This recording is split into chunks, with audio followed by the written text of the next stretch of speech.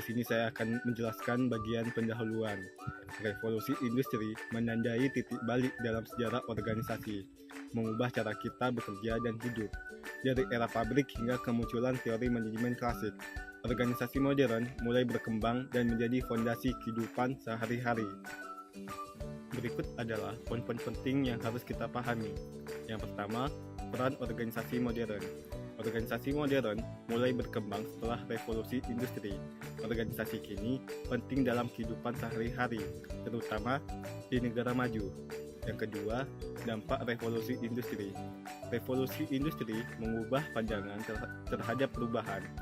Pengusaha melihat perubahan sebagai alat untuk meraih kekayaan dan kekuasaan. Yang ketiga, industrialisasi dan sistem pabrik. Industrialisasi beralih dari ekonomi subsisten ke ekonomi pasar uang, dan sistem pabrik menjadi dasar organisasi modern. Yang keempat, teori organisasi klasik. Teori organisasi klasik dikembangkan oleh Taylor, Fayol, dan Weber. Pendekatan ini menawarkan manajemen yang sistematis dan ilmiah. Dan yang terakhir, keterbatasan teori klasik. Teori klasik sering tidak akurat dalam memahami motivasi manusia. Hal ini bisa mengakibatkan keterasingan pekerja dan pembatasan kebebasan manajerial. Baik, sebab yang pertama ialah prasejarah organisasi modern. Perubahan dalam kehidupan organisasi yang disebabkan oleh revolusi industri merupakan topik yang penting untuk dipahami. Sejak dimulainya revolusi industri yang telah mengubah fokus organisasi dari stabilitas ke arah perubahan, dalam 70 tahun terakhir, perubahan organisasi itu telah menjadi topik utama dalam studi akademis, terutama sejak tahun 1980-an ketika isu ini sedang menjadi perhatian besar dalam program manajemen dan bisnis. Secara historis, pemimpin organisasi lebih menyukai stabilitas dan tradisi dibandingkan suatu perubahan. Dalam berbagai budaya seperti Tiongkok kuno, Mesir, Yunani, dan Roma, pemimpin menciptakan struktur sosial yang stabil dan birokratis untuk mempertahankan status quo. Dalam konteks agama Kristen, hukum ilahi dan manusia juga berfungsi untuk menjaga stabilitas, dengan penguasa sipil dianggap sebagai pertunjukan oleh Tuhan.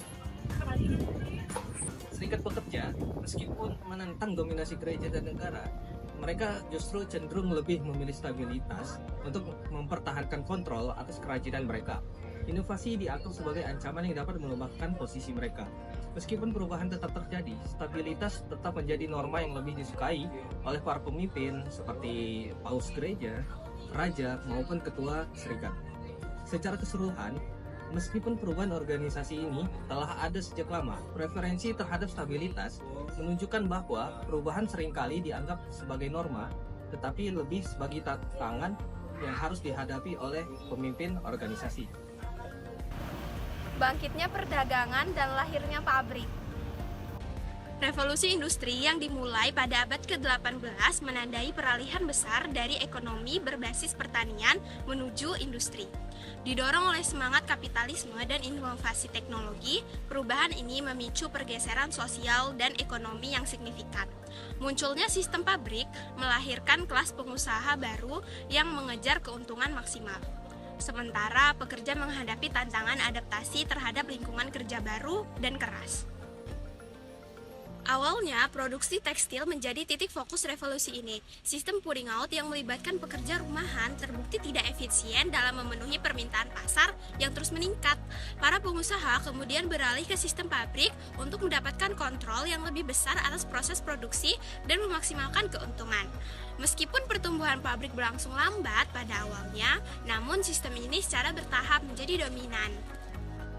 Perubahan ini membawa konsekuensi yang luas. Di satu sisi, revolusi industri mendorong pertumbuhan ekonomi dan meningkatkan standar hidup secara keseluruhan. Di sisi lain, ia juga menciptakan kesenjangan sosial yang signifikan antara pemilik modal dan pekerja. Kondisi kerja di pabrik seringkali buruk dengan jam kerja yang panjang dan upah yang rendah. Konflik antara buruh dan pengusaha menjadi hal umum yang terjadi. Intinya, revolusi industri adalah titik balik dalam sejarah manusia. Ia mengubah cara kita memproduksi barang, cara kita bekerja, dan cara kita hidup. Dampaknya masih terasa hingga saat ini dan membentuk dunia modern yang kita kenal. Oke Oke, selanjutnya di sini ada hubungan antara pengusaha dan pekerja di Inggris. Pengusaha di Inggris mendasarkan sikap mereka terhadap pekerja pada dua proporsi dasar. Yang pertama, buruh tidak akan dapat diandalkan malas dan hanya akan bekerja bila dikontrol dengan ketat dan diawasi secara ketat. Selanjutnya, yang kedua, biaya usaha utama yang dapat dikendalikan adalah tenaga kerja. Oleh karena itu, kunci untuk meningkatkan keuntungan adalah dengan menjadikan lebih murah dan atau meningkatkan produktivitasnya dengan membuat karyawan bekerja lebih keras atau lebih lama dengan uang yang sama atau lebih sedikit. Selanjutnya, di sini ada respon pekerja. Para pekerja menunjukkan ketidaksukaan yang kuat terhadap sistem pabrik dan keengganan untuk menjadi bagian dari sistem tersebut. Sebagaimana dicatat oleh Pollack 1965, hal ini disebabkan oleh 3 alasan utama. Yang pertama, melibatkan perubahan besar-besaran pada budaya atau lingkungan serta menghancurkan komunitas-komunitas kecil yang memiliki ikatan erat dan di mana mereka tinggal di sana.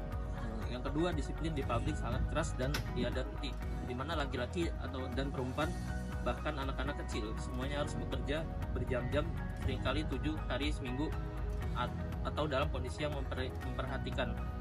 Yang ketiga, kurangnya bentuk organisasi alternatif untuk membangun kehidupan di pabrik, sehingga para majikan seringkali mencontohkan bentuk organisasi tersebut seperti rumah kerja atau penjara. Industrialisasi dan organisasi kerja, di mana industrialisasi dan organisasi kerja ini merupakan suatu sistem pengorganisasian dalam bidang kerja yang menjadi ciri kehidupan dalam sebuah industri di organisasi para pekerja. Nah, di dalam industrialisasi dan organisasi kerja ini memiliki beberapa sifat. Nah, antara sifatnya itu, yang pertama, seseorang pekerja yang terus-menerus melakukan satu tugas sederhana akan lebih cepat memperoleh ketangkasan yang lebih besar daripada pekerja yang melakukan berbagai tugas. Nah, yang kedua ini ada menghindari hilangnya waktu yang diperlukan oleh seseorang untuk berpindah dari satu tugas ke tugas yang lainnya. Dan yang ketiga yaitu ada pemutusan perhatian pada satu tugas, khususnya mengarah pada penemuan mesin yang membantu produktivitas tenaga kerja dan memungkinkan satu orang untuk melakukan pekerjaan yang sebelumnya.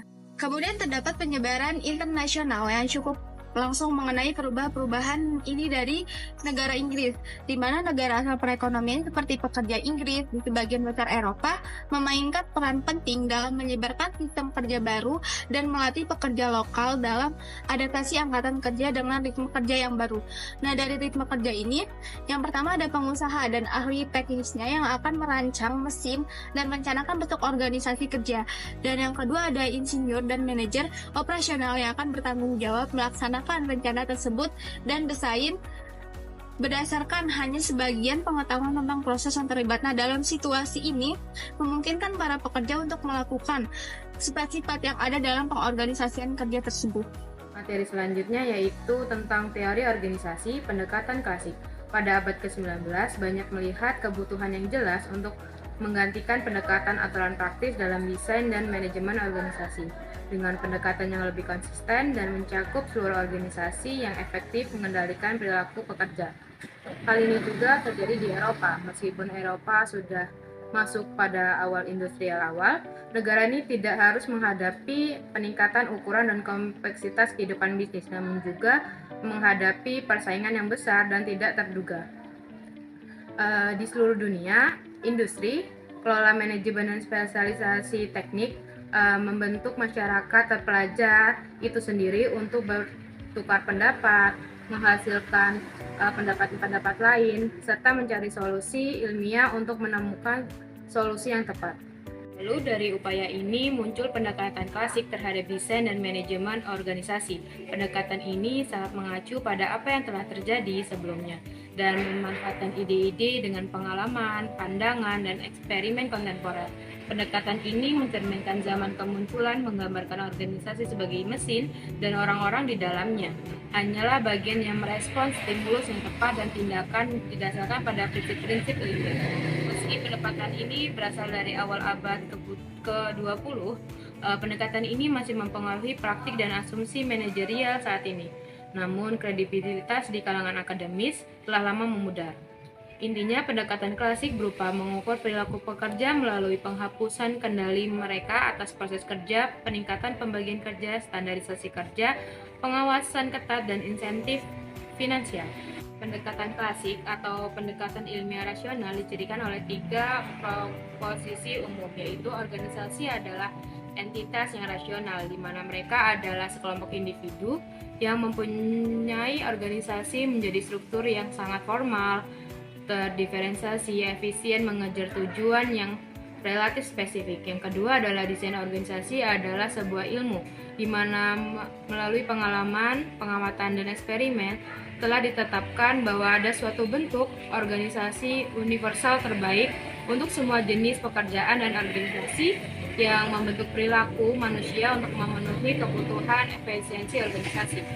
Yang ketiga adalah manusia adalah makhluk ekonomi, di mana orientasi instrumen ini berarti bahwa mereka akan berusaha mencapai imbalan maksimal atau kerja dan akan menggunakan daya tawar apapun yang dimungkinkan oleh keterampilan dan pengetahuan.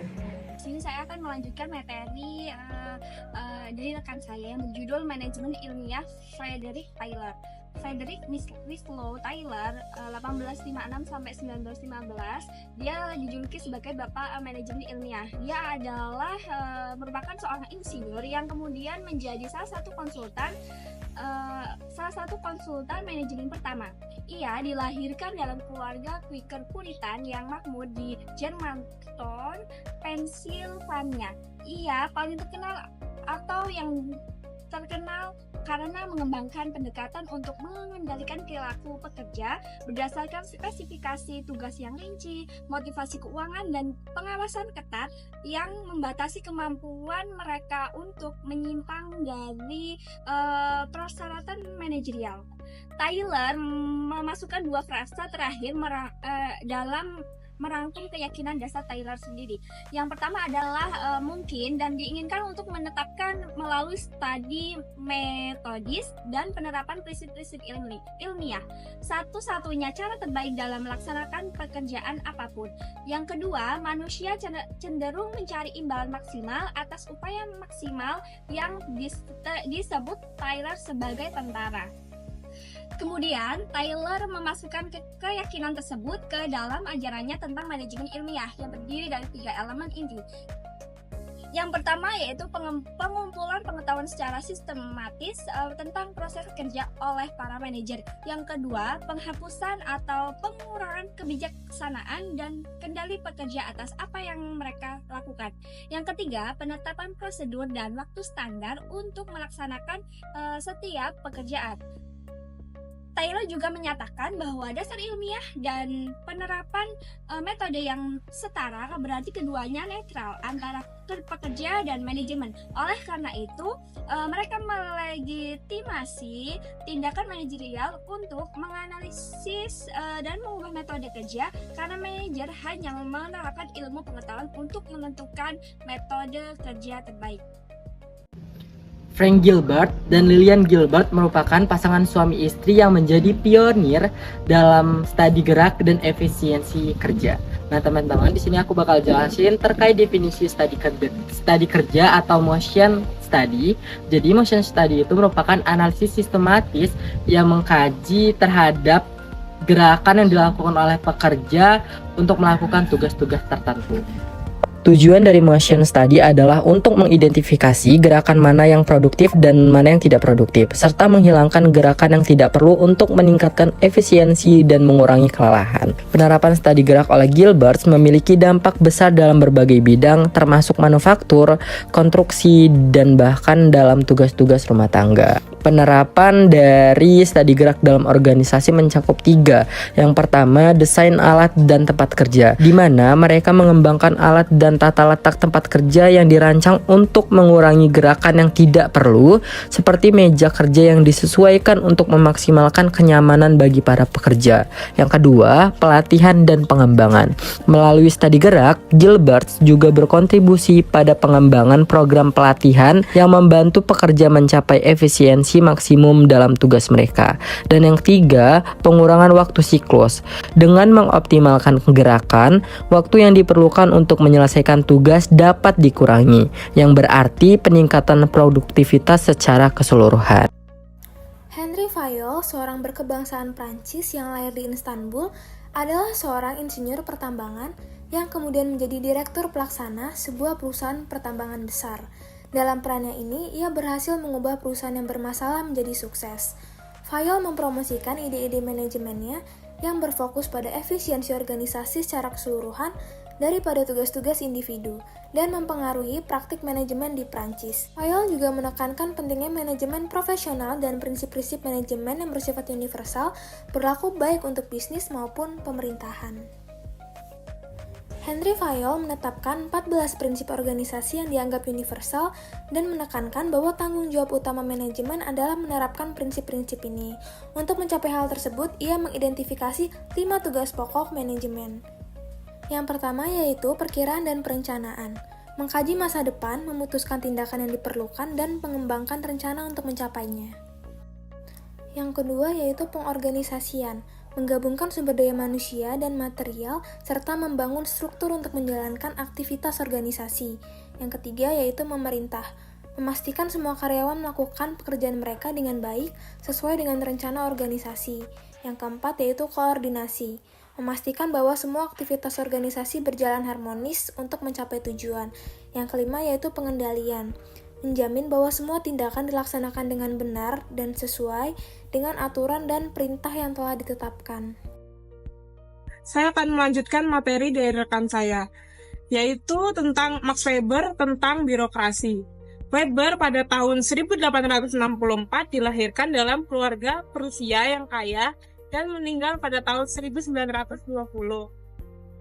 Setelah meninggal, sebagian besar karyanya tidak dipublikasikan dan juga makalahnya berada dalam keadaan kacau.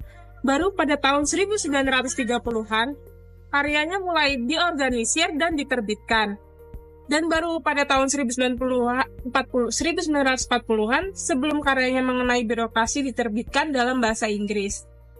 Ada persamaan yang cukup besar antara karya Weber mengenai birokrasi dan karya Fayol mengenai prinsip-prinsip manajemen. Keduanya berkaitan dengan penataan organisasi secara keseluruhan dan prinsip-prinsip yang memandu manajer senior dalam tugas ini.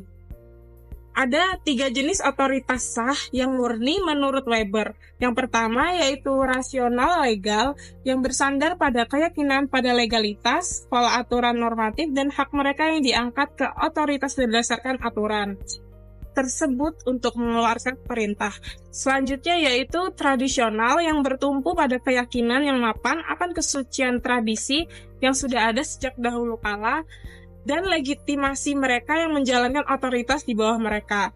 Yang ketiga yaitu karismatik yang bertumpu pada pengabdian pada kesucian, kepahlawanan, atau karakter teladan seseorang yang spesifik dan luar biasa dan pada pola yang ada. Selanjutnya yaitu 5 konsep yang menjadi dasar otoritas rasional hukum. Yang pertama yaitu bahwa dapat dibentuk suatu kitab hukum yang dapat menuntut ketaatan para anggota organisasi. Yang kedua, bahwa hukum adalah suatu sistem peraturan abstrak yang diterapkan dalam kasus-kasus tertentu dan bahwa administrasi memperhatikan kepentingan organisasi dalam batas hukum. Yang ketiga yaitu orang yang menjalankan otoritas juga menaati hukum impersonal ini. Yang keempat, hanya qua atau dalam kapasitas anggota itu taat hukum. Yang kelima, ketaatan disebabkan oleh orang yang memegang otoritas melainkan karena perintah yang bersifat impersonal yang telah memberi posisinya. Weber juga berpendapat bahwa dalam konteks struktur otoritas rasional legal yang berlaku di masyarakat barat pada awal abad ke-20, pendekatan birokrasi untuk mengendalikan perilaku manusia adalah yang paling tepat dan efisien karena merupakan alat yang ideal untuk pemerintah terpusat, di mana legitimasi penguasa ditopang oleh supremasi hukum. Berdasarkan pembahasan materi ini, dapat disimpulkan bahwa materi ini membahas perkembangan teori organisasi dan manajemen yang berfokus pada masa revolusi industri hingga awal abad 20. Revolusi industri membawa perubahan besar dalam cara organisasi dan manajemen. terutama melalui munculnya sistem pabrik yang menciptakan konflik antara pemilik dan pekerja. Pendekatan klasik yang dikembangkan tokoh seperti Frederick Taylor, Henry Fayol, dan Max Weber menekankan pentingnya manajer dalam mengontrol dan merencanakan proses kerja, dengan teknologi menjadi alat utama untuk meningkatkan efisiensi organisasi. Namun, pendekatan ini seringkali mengesampingkan peran pekerja yang menghadapi kondisi kerja yang keras dan seringkali menolak inovasi teknologi. Konsep-konsep ini kemudian menyebar ke negara-negara lain seperti Amerika dan Jerman yang mengadaptasinya sesuai konteks lokal mereka. Meskipun pendekatan klasik memberikan kerangka kerja yang kuat, kritik muncul karena pandangan mereka terhadap manusia dan motivasi yang dianggap tidak akurat dan kontraproduktif, yang berpotensi meningkatkan pekerja, yang berpotensi mengasingkan pekerja dari organisasi mereka.